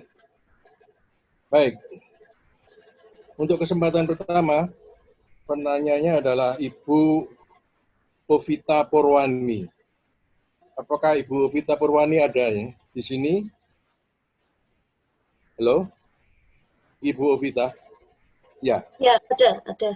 Kalau ada, saya persilakan Ibu langsung bertanya kepada Pak Kien. Yeah, Bahasa Inggris. Thank you very much. Yeah, thank you very much for your presentation, Mr. Thank you. CK. I found it very eye-opening. I would like to ask whether there is some possibility if the way the colonizers see the colonized can shape the architecture of the colonized. I mean, this is in the case of Java, because I'm from Java, and I found that lots of Javanese people see themselves as traditional, and also even in academics, they always use the theories from the essentialized approach. While I saw in Malaysia, it turns out that they don't see themselves that way. Is it possible because it's from the theoretical things that the literature about Java was mainly essentialized, and as you mentioned earlier that there was U.S. interest in the area more than in Malaysia, and I found that it was quite difficult to find the literature on the traditional Malay. Thank you. Thank you, Ibu Oviti. I think I read your question, and I think, as you rightly point out, I think these sort of very old ideas exist, but as we can see, right, that during of course, using the terms that I've shared today, right, galactic polities, colonial possibilities, and nation states. For the galactic polities, there is no border, right? So people can move really across, right? So whether you want to follow this Raja or this Sultan or King, you know, it's up to you, right? You can move, it's up to you to move across.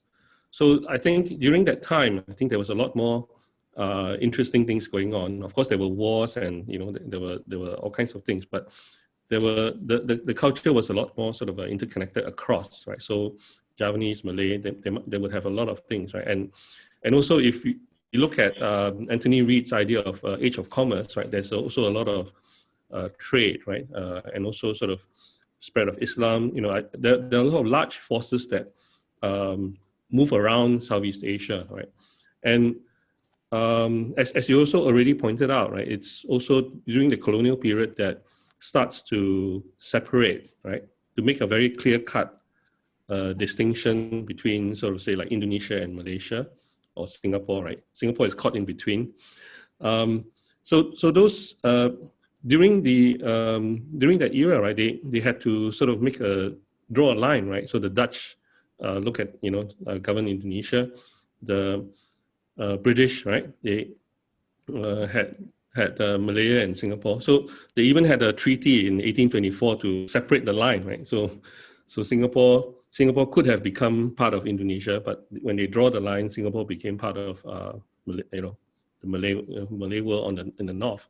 So there is that period that sort of cuts off, and then of course now, right?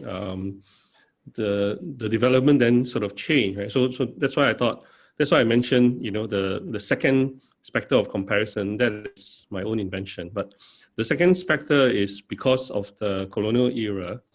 It created the differences between the different places, but because from there onwards, from independence onwards, the different countries have different ways of development, but that is built on what the colonials have left behind. So this created a different kind of difference, right, or specter across. So I think the main message for us is that, you know, why? I mean, we have a lot of things, as you mentioned, right, in common. I think for us, when we want to study our own country, we should also, you know, look around and use Southeast Asia as a means to look at what we are looking, because otherwise we will always be sort of limited to what, you know, the nation state has created or what earlier the colonial state has created, right? They put us in neat packages, and you cannot have cosmopolitan exchange, right? We cannot go across, right? So despite all these problems of language, you know, culture and all that, this sort of a very long history shows us that, you know, that there's a lot more sort of benefits if we sort of connect with each other. Of course, there will be wars, right? There will be trade, all kinds of things. But for us, as if we want to look at the, you know, studies, it's actually much better if we look outside as well. So maybe we, you know, I'm not sure how much. I'm sure there's a lot of material in Malaysia, but you know, when we start to look across, right, I think we will find a lot more interesting things than if we just keep to ourselves, right? Like, for example, if I just keep to looking at Singapore, then you know, it's not easy to then, you know, discuss with other people as well, right? So that's. I'm not sure if you agree, but I think I think a long range of history, right? There are sort of instances or systems that sort of start to cut, you know, Southeast Asia up into neat boundaries. Yeah. Okay, thank you. Yeah. Thank you so much. Yang berikutnya adalah pertanyaan yang juga datang dari Ibu. Untuk kali ini Ibu Yeni Gunawan. Saya persilakan untuk langsung saja dan mohon waktunya diingat. Saya persilakan Bu Yeni. Juga kepada Pak Chee Kien. Bu Yeni. Ya. Yeni Gunawan, saya persilakan. Ya. Yes. Okay. Good evening. I'm sorry, my question is not done yet in the chat, but I would like to ask about how do you see the plurality of Southeast Asian? I mean, your presentation is about similarities, right? rather than the differences. But I want to ask about how can we, because each region may be developed differently in history, in the time frame. So can you tell us about how do you think about the plurality of the Southeast Asian today, the Southeast Asian region? Okay, thank you for the Yeah. question, Jenny. I think I mean the idea is really so the idea of the plural society is not about plurality, right? It's a term that that is used, right? Furnival has used, but it's not about plurality across, right? Not there's a lot of different types of people that constitute Southeast Asia. The fact about the plurality is known, right? But the scholarship for the study of the different parts of that plurality is quite uneven, right? And because of the way that scholarship has been shaped, right? So if you look at Lieberman's way of breaking down 4 areas, the first part, it really is about other people writing about Southeast Asia, right? So what he calls the externalists, right? So other people write about Southeast Asia. And then, so when they write about how they are affected by, either colonization or seen as part of India or seen as part of China. And then after that, right, there's this new urge to look at more local history. So there is the second phase, autonomous, looking at the very, very local histories. But that he feels that is also sort of quite problematic. So I think in the end, I think to sort of really get a much more balanced view, we should look at what is lacking in the study of this plurality that you've suggested, right? And to at least understand all the sort of different localities, right? In terms of what has happened and so on and so forth, so that we can have better understandings. But my sharing today is really to look at sort of much larger pictures, right? So if we can put them into the different time frames, right? If we can look at the different models of spatial development, we can sort of roughly set up the framework, and then we can look deeper into the different aspects, right? Different places, different types of architecture, different time frames. But then we can then tie it back to a larger time frame. So yes, you're absolutely right. The comparison in terms of time is actually quite great, because some places develop faster than the others. But we as scholars, I think we should keep that in mind. But then discuss it in a comparative way and discuss it in at the same time, right? And trying to keep the local and the kind of connections across Southeast Asia present, right? So that we can. I think that I feel that that's a lot more effective way of looking at history. I'm not sure if that's yeah. There's a lot. There's no doubt that there's plurality, right? There's so many different types of cultures across Southeast Asia, right? But this era of colonization, sort of like in between, right? So the pre-colonial, and then the colonial, and then the post-colonial. So that's something that I've been trying to sort of make sense of, as very large periods of history, right? And then to look at the theories, right, that come out of Southeast Asia to try to understand them. Yeah. Sorry. Okay, thank you. Ya. Thank you.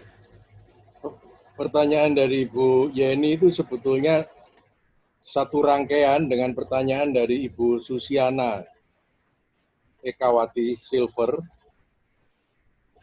Namun yang dipertanyakan oleh Bu Susiana Ekawati ini lebih menukik tajam lagi, sehingga ada baiknya saya persilakan Ibu Susiana untuk memfokuskan diri kepada ya pertanyaan yang demikian tajam itu, dan jawabannya mohon juga ringkas saja. Saya persilakan Bu Susiana. Ya, terima kasih Prof. Yosef. Sebetulnya pertanyaannya itu pengantarnya yang panjang itu ya. Pertanyaannya sebetulnya kita ini siapa ya, Southeast Asian ini? Are we Southeast Asian? I started with the questioning what are the differences and similarities of the identity of South Asian and Southeast Asian. And when you're talking about colonization, it's politically and commercially by Western or European nations, right? Yeah. And with that comes education system, the modern education system, and which teach us how to see us. So now the question is, who are we? Yes, okay. Yeah, thank you you so much for the question. I think part of the reasons for the setting up of this whole study of Southeast Asia in the first place, right, was I'm basing this on Benedict Anderson's book, right, that talks about the birth, the starting point of area studies, right, is actually really from the US, right, with Cornell and Yale, and then after that, how it spread. And you can see that idea about area studies is to say, you know, let's cut the world up into different pieces, right? And then so we can find scholars who then look at it. So I think as Imran has pointed out, my view is also sort of really looking at in his questions that from the area of U.S. scholarship, right? So when you get to Southeast Asian studies, right, it is always sort of in the US, it is connected with South Asia, right, much more than East Asia. So in the decision to set up, say, for example, departments, there will be a department of East Asian studies, right, because that's already sort of very well established. But Southeast Asia will be placed with South Asia. So for example, in Berkeley, the department is called Department of South and Southeast Asian Studies. So in the same way, right, we are sort of put in the same department, and of course, so that's really sort of how that kind of scholarship has been cut out, right? And of course, I don't deny that there's a lot of connections, right, between what the South Asian scholars have been working on, and also Southeast Asian scholars, and even sort of so it's really also not productive at the same time to only look at Southeast Asia on its own, right? There's bound to be a lot of other connections. But my point today is that if we are looking at Southeast Asia, right, that then we actually can, you know, look at what are the sort of so-called homegrown theories, right, that come about, and to sort of at least, you know, use them across the board, right? I'm not suggesting that we sort of disconnect from all the other connections, right? I'm just saying that if you look at the region, right, already as it is, right, the studies are sort of quite insular, right? Within your own country, you study this, and then when it comes to batik or nasi lemak, then you say, hey, you know, whose idea is batik, whose nasi lemak, you know, that kind of thing. Those are not productive at all, but to look across the region, right, so that we can sort of have better understandings. While I talk a lot about Southeast Asia, I don't propose, right, that we should cut off from South Asia, right, whether it's connections or, you know, especially through sort of architecture, right. What I'm just saying is that we can use certain kinds of theories. And there's maybe I'll just take the opportunity to also answer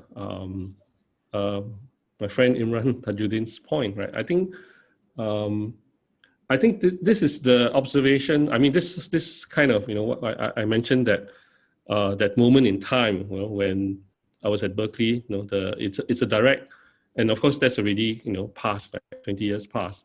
But that's actually a moment in time where I sort of observe, right, that that whole evolution of post-colonial studies is that the scholarship, because of the great number and the excellent theories and researchers for South Asian studies, is that it suddenly became much stronger, right? But of course, they have every right to say that the subaltern category should arise, right? So that that there can be a voice for subalterns. But unwittingly in the process, it creates a kind of a scale, right? So much so that a lot of the scholarship is in the forefront, right? So that's really something a lot more sort of personal that I sort of felt, when during that phase, right? In when I was looking at this whole comparison within the department itself, right? Because they had lumped together South and Southeast Asian studies, right? And there's the library is also for South and Southeast Asia. So this kind of twinning, right? Already creates this this kind of who is where, that kind of thing. I don't know if I answer your question or not, but I'm not saying for one moment that we say we don't look at we don't look at South Asia. Thank you. Baiklah, jadi apa yang disampaikan oleh Pak Chee Kien itu ternyata mampu menjaring juga pertanyaan yang dilontarkan oleh Ibu Indah maupun oleh Pak Nanda Widyarta. Memang Ibu Indah Widyastuti sebetulnya lebih menukik tajam, tetapi melalui respon dari Pak Chee Kien yang menunjuk kepada India, kira-kira bisa kita tangkap ke wilayah Pasifik itu bagaimana ceritanya. Sehingga saya bisa langsung kepada penanya yang berikut, sehingga Ibu Devina Adisesa. Apakah Ibu Devina ada? Ada, Pak. Ada. Saya persilakan Ibu langsung untuk bertanya kepada Pak Chee Kien. Okay. Well, good evening, Mr. Chee Kien. I would like to ask your opinion on that. Keeping in mind the colonial influence in Southeast Asia, moreover in Indonesia, how do we as architects, be it theoretical or practical, strike the balance between respecting our history and staying true to our pre-colonial roots? Because some would argue that we need to re-establish our pre-colonial styles and cultures, while some others would say that the colonial influences are, whether we like it or not, woven to the fabric of who we are as a society. Thank you. Right. Thank you very much for the question. I think I'm not advocating how you're going to look at design, right? Whether you have allegiance to pre-colonial, or or we think that some of the colonial aspects are acceptable, so we continue with the colonial. What I'm trying to do today is only just to sort of say, this is a time frame, right? This is a time frame, and there are theories that come out of it. So in order to, and of course, whatever position that you take, right, whether you are, in favor of re-looking at the vernacular or re-looking at, the colonial era, I think the first thing that we need to do is to understand very well, right, the different kind of forces at work, right, both political, social, and the impacts on the landscape, right, or how we look at, these different phases, and that there are already enough theories for us to somehow make these kinds of connections. So that's what I'm saying. Right? I'm just saying that these are ways to theorize the different things that have happened, right, across it. What I'm not advocating is to say, okay, so now you can look at pre-colonial, or now you can look at, I mean, we are in 2020, right? I mean, this means that you have to look at the situation at 2020, right? What do we do, right? And I think part of the discourse that's come up with is all these sort of pre-colonial ideas to fight COVID-19. So there's all these things that come back, but at the end of the day, it's really again to understand all these different eras properly, right? And then when you want to design, it's an opinion, right? It's up to you to have a basis for your design, right? I mean, when you design it, then of course people will say, is this really necessary, or is this? But I think I'm not advocating how you look at the design. What I'm saying is that there are theories to look at this, and that even before we make a decision, I think it's good that we understand them a lot more clearer. Yeah. Thank you. Baik. Kalau melihat waktunya sekarang sudah pukul 17, mestinya sudah harus saya akhiri. Tetapi masih ada satu orang yang saya pandang penting untuk kita munculkan, yakni Pak Imran Tajudin. Walaupun Pak Imran tidak bertanya, tetapi ulasannya di chat patut kita dengarkan bersama, mungkin juga dengan dialog bersama Pak Chee Kien. Namun mohon tidak lebih dari 5 menit gitu ya. Pak Imran Tajudin, saya persilakan Pak Imran. Halo. Ya, terima kasih Pak Joseph. Saya tidak menyangka dipanggil. I did not expect to be called because, like you said, I didn't really ask a question. It was more an observation. But no, it's important for you. No, and I think Chee Kien half addressed it. But since I'm given the mic, I should honor your request, Pak Joseph. Terima kasih lagi. Maybe Chee Kien, I suppose my question is not that I assume that you are advocating a turning away from engaging South Asian scholars. Not at all. I think we should all engage each other.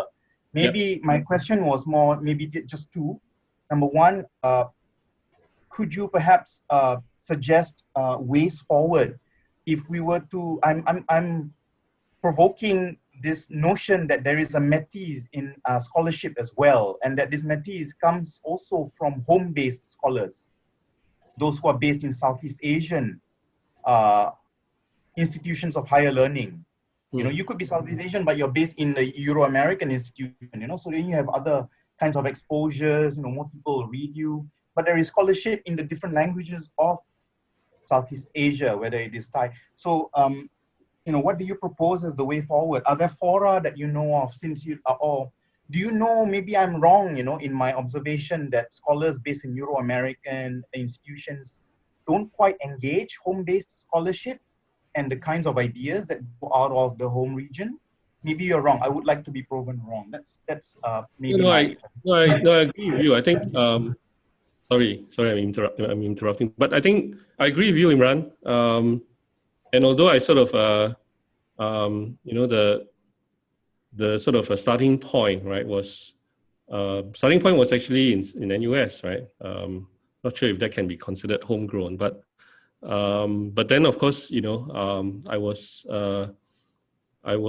given a chance to look at what scholarship is like in the US, and lo and behold, right, this whole sort of study, right, was invented. The whole sort of area studies concept was invented. They cut it out into different parts, and then of course at the time that I was there, right, I get to see, right, how biased they are, right? Already, right? I was saying that it's already creating this scale, and even for post-colonial scholarship, it's even also creating this scale, right? I mean, India is talked about, right, and then Bangladesh, there's not talked about. So it created this different scales of academic power, and of course a lot of the I think I mentioned that there are definitely homegrown concepts and ideas that we can use. I'm definitely not doubting that, right? what I've only presented so far, right, are the things that are the concepts that I found useful to discuss certain ideas, right? And so this whole matters about homegrown scholarship. I completely agree with you. I think, you have already done some work, and I've started to cite sort of people from Southeast Asia, and I think my list is not complete, right? I'm just saying that these are sort of concepts that we can use. The more sort of the message that I really want to share is that we should be discussing also, right, at the level of theory, right? And of course the way forward is to amass them, right? Is to put them all together, right? So that when we have all of these theories, we can see how maybe there are certain Eurocentric or American biases. Then by discussing them, all of these biases can show up, right? But the main thing I just wanted to discuss today is that, really, right, just other than just, oh, these are exotic places and all that, there are things, there are models, there are theories that we can start to use to talk about them. Yeah? And that we should be confident that our own scholarship can rise to stronger theoretical forms, right? And of course, because of my language limitations, right? I can search for English ones, but I think it's as you say, right? The way forward is to have more of this discussion and find a place where we can now, right, also have the homegrown scholarship, right? That then question, then they can question all of these theories, right? All of these theories are not set in stone, right? If we find some other theories that can counter it, so be it, right? But I think that it's time, right, that we should be confident about the whole area of studies of Southeast Asian studies, the whole study of Southeast Asia itself, right? And there are theories that we can start to use to talk about it. I think at the end of the day, it's also the efficacy of the theory that is used, right? And the more we look at theories that come to the surface, right, despite this problem of language, the better, right? So that we can sort of even just sort of question Southeast Asian studies itself. Sorry. Yeah. Okay. Imran, is that? I mean, Imran should respond. No, but Joseph, there's no time, yeah. I should not, yeah. Do you have one? Can you make respond, Imran? Just 1 minute. Then I think maybe 1 minute respond. Yeah, a quick one then. Bridges beyond area studies, US paradigms. How might we commence building such bridges beyond the area studies paradigm, which is obviously a US product, as you rightly pointed out. What lies beyond such area studies? So, is there an alternative called transnational? So you look at what people concoct within national, and then you transcend them. So area studies, of course, is dominated by the US because they came out with this idea, post-Cold War, right? I mean, Cold War, sorry, not post-war, Cold War. And then, I think that's about it. I think that was my question, whether. And then I wanted to stand corrected. Maybe there were Euro-American and Australian, New Zealand scholars who did refer to home-based scholars. I wanted to stand corrected, to be corrected, that they did indeed. Maybe then they didn't, because you didn't say that they did. That's my question. Yeah. I'm sure there must be, right? So what I'm but then really we should foreground that. We should foreground that. I think when we amass the theories, we should also look at home-based scholars that were cited by European and American scholars. I thought that was my point.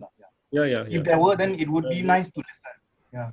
Yeah, I agree. I did say that they are not all. That they are only the ones that I know about. Yeah. Right. Okay. Terima kasih. Pak Imran. Terima kasih Prof. Chee Kien. Dan saya tidak bisa melanjutkan lebih panjang lagi karena waktunya juga sudah berlebih. Maka sebelum saya mengakhiri pertemuan ini, izinkan saya menyampaikan beberapa butir pokok yang bisa saya catat dari pertemuan kita selama sore ini. Yang pasti satu hal adalah Prof. Chee Kien sedang melakukan eksperimen, dan eksperimennya itu adalah menawarkan ada 6 teori tentang Asia Tenggara. Nah, ke-6 teori ini kelihatannya terlalu terfokus hanya kepada era kolonial dan era pasca kolonial Asia Tenggara. Seakan-akan era pra-kolonial Asia Tenggara itu tidak ada. Sehingga seakan-akan ini adalah 6 teori mengenai Asia Tenggara masa kolonial dan sesudahnya. Menegaskan bahwa ada kolonial dan post-kolonial, pasca kolonial dengan kemerdekaannya. Tanggapan yang disampaikan oleh Ibu Altre-Roche memastikan adanya era kolonial, era post-kolonial itu. Itu hal yang pertama, sehingga apakah kita sebagai yang ada di Indonesia berada di ke-6 teori itu, mari kita tekuni lagi lebih dalam. Nah, yang berikutnya adalah kita tidak boleh mengabaikan ke-6 teori itu seperti disampaikan oleh Pak Imran di catatannya di chat, bukan orang Asia Tenggara. Ya, tidak satupun dari mereka itu orang Asia Tenggara. Walaupun di dalamnya ada catatan-catatan yang menunjukkan adanya orang Asia Tenggara. Nah, karena tidak ada orang Asia Tenggara yang diberi tempat untuk berbicara tentang Asia Tenggara, itulah saya tadi sengaja meminta Imran Tajuddin untuk berbicara, sehingga suara Asia Tenggara itu tidak lagi menjadi hanya suara dari yang bukan Asia Tenggara, tapi suara yang dari Asia Tenggara pun ada. Dan ini tentu untuk Pak Chee Kien juga akan menjadi semakin berarti bagi eksperimen teori yang sedang dijalankannya.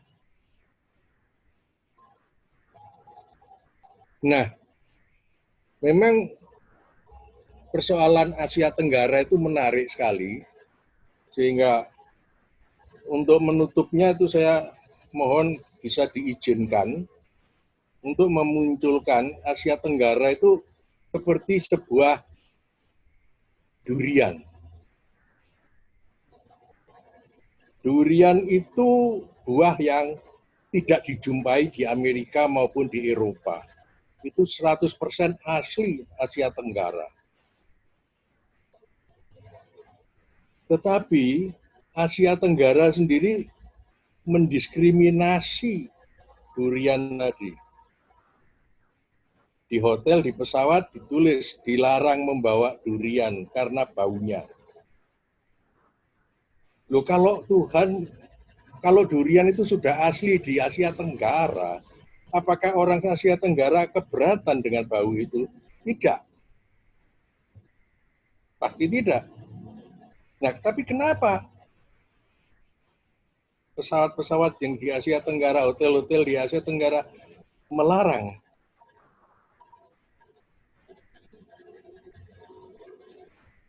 Itu renungan yang bisa saya lontarkan, sehingga materi yang disampaikan oleh Pak Chee Kien ini tadi menjadi sebuah ladang baru bagi kita untuk semakin mempertajam siapakah kita, di manakah kita, dan kemanakah kita baik kita sebagai Asia Tenggara maupun kita sebagai Singapura, kita sebagai Indonesia, kita sebagai Malaysia itu berada. Demikian ringkasan yang sangat ringkas dan sangat pendek yang bisa saya sampaikan. Dan untuk seterusnya saya kembalikan waktu ini kepada panitia dengan menyampaikan permohonan maaf atas ketidaknyamanan yang mungkin dialami oleh para peserta. Terutama oleh karena ketidaknyamanan oleh karena saya tidak berbahasa Inggris. Mohon maaf. Terima kasih dan saya kembalikan kepada panitia. Terima kasih, Pak. And thank you so much, Mr. Chee Kien, for thought-provoking discussion. Terima kasih juga atas peran serta Bapak Ibu sekalian, dan sekali lagi mengingatkan, bagi peserta yang membutuhkan e-sertifikat, dapat mengisi Google Form yang tertera pada Zoom chat ini. Sebelum mengakhiri rancangan acara pada sore hari ini, kami mengundang Bapak Ibu sekalian untuk berfoto bersama, yang akan saya screenshot. Boleh, kalau yang ingin. Oke. Akan saya hitung 1, 2, 3, 1, 2. Ada beberapa slide lagi. 1, 2. 1, 2. Ada 6 slide. Oke. Sebentar. Oke. Udah. Thank you very much. Tak lupa juga kami ingatkan bahwa bagian ketiga dari rangkaian kuliah daring penjelajahan menuju arsitektur Indonesia 2020 akan dilaksanakan pada hari Sabtu tanggal 20 Oktober tahun 2020 juga pada pukul 3 siang waktu Indonesia bagian Barat, yang akan menghadirkan Bapak Koji Sato dengan judul Characteristics of Traditional Wooden Houses in Indonesia and the Problems They Face. Kami harapkan kehadiran Bapak Ibu sekalian pada acara tersebut. Selamat sore dan selamat bertemu kembali.